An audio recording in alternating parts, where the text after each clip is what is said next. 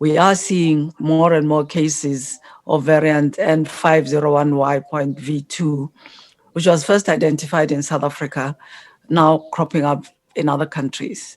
So far, 6 African countries and areas have confirmed cases of this variant, including Botswana, Ghana, Kenya, Mayotte, and Zambia.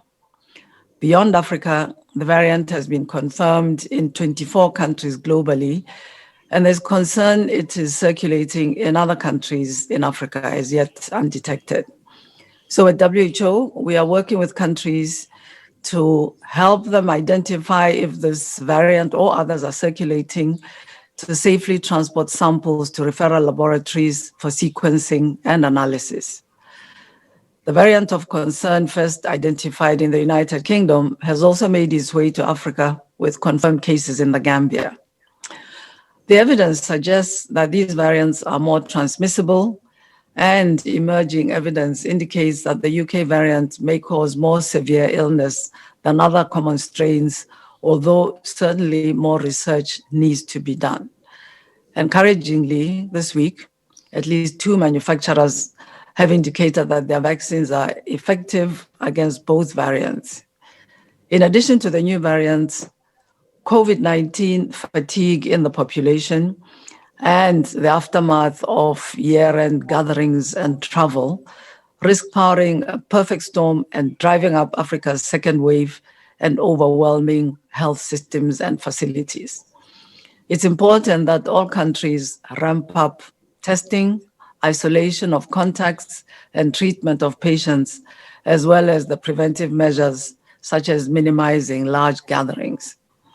At WHO, we're working very hard with countries to prepare for the delivery of COVID-19 vaccines. And we encourage all countries to continue to do their best to be ready to roll out these vaccines to communities once they are available. We particularly encourage the government of the United Republic of Tanzania to prepare for the vaccine, to put in place the preventive measures to protect their population, and to share data on the COVID-19 situation with WHO and neighboring countries. Africa is at a crossroads, and all Africans must double down on the prevention measures that work so well: physical distancing, frequent hand hygiene, and the wearing of masks. I very much look forward to our conversation with 2 experts and also with members of our team in WHO who will be ready to jump in and also respond to any questions. Thank you very much. Thank you, Dr. Moeti.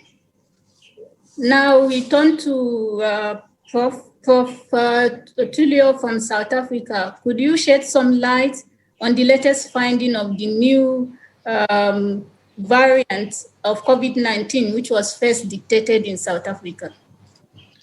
Okay, yeah, thank you, and good day to all our colleagues of the World Health Organization and colleagues across the world. Yeah, thank you for the invitation for this press release. Yeah, so in South Africa, as many of you will be aware, yeah, this variant, which the name is 501YV2 or the B1351, if one uses the other classification, the Pango. Yeah, it has swept all through the country. Yeah, our last genomic surveillance from KwaZulu-Natal and from all around the country, it showed that variant at very high prevalence. Yeah, normally more than 90% of the genomes that we produce, it is this variant. So it seemed that not only has spread very fast in the country, but in many different provinces, dominating most of the infections. Yeah. So South Africa decided to act very quick and with transparency against this variant. Yeah, with both increasing the response. Yeah. And that also increased some of the restrictions within the country. And we have the signs that has been quite effective. So far, we see a very big decrease on number of cases and hospitalizations. However, our excess deaths, it is now almost double as it was on the first wave. Yeah. In relationship to the spread of this variant to other countries, we at the moment, as highlighted in the start, it is spreading quite widely around the world. It's depending how you count. We count then two ways: counts that reported the variants and countries that sequence from the variant available. And if one look for the different ways to report, so 29 countries have reported the variant, but there is sequence available for 22 different countries around the world. And in the African subcontinent, in the African continent, new countries have been reported the presence of this variant. With yesterday, the Minister of Health of Mozambique reporting that the variant was also have entered Mozambique. And Mozambique also had a fast increase of case since December. We are currently working with a very big group of a network in South Africa to understand not only the spread of the lineage, but the implications of the biological implications.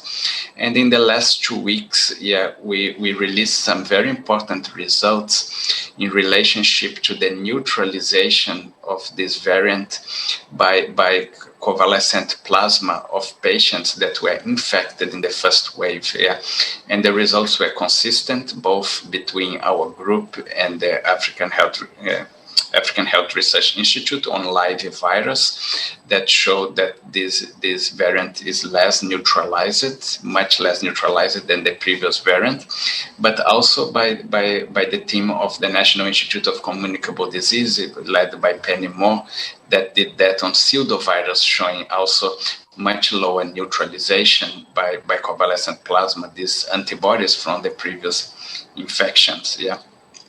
One piece of good news, it came that the vaccines, they normally elute much higher level of antibodies than primary infections.